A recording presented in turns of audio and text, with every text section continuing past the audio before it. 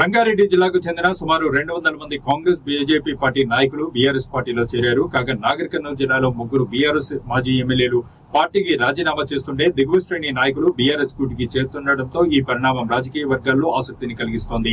ఈ మేరకు రంగారెడ్డి జిల్లా కడ్తాల్ మండలం చెల్లంపల్లి గ్రామంలో మాజీ ఎమ్మెల్యే జైపాల్ యాదవ్ సమక్షంలో కాంగ్రెస్ బీజేపీ పార్టీలకు చెందిన 200 మంది నాయకులు కార్యకర్తలు బీఆర్ఎస్ పార్టీ తీర్థం పుచ్చుకున్నారు.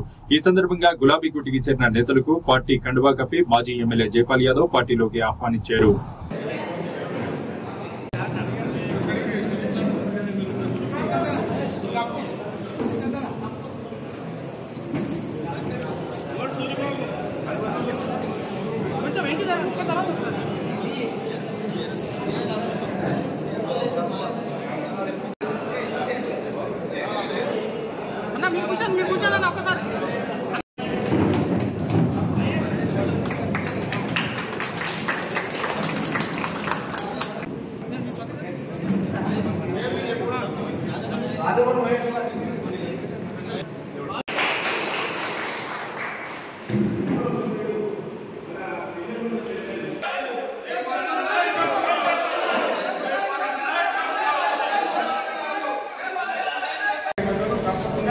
గౌరవం కల్పిస్తాము.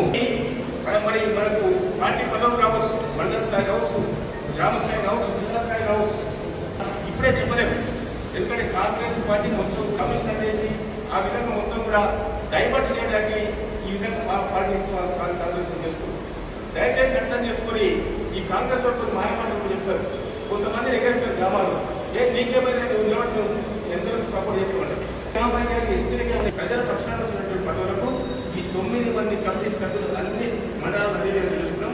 కాబట్టి ఈ 9 మంది సభ్యులు నిష్పక్షపాతంగా, నిర్మోహమాటంగా, న్యాయంగా, ధర్మంగా ఎంపిక చేయడం జరుగుతుందని విషయాన్ని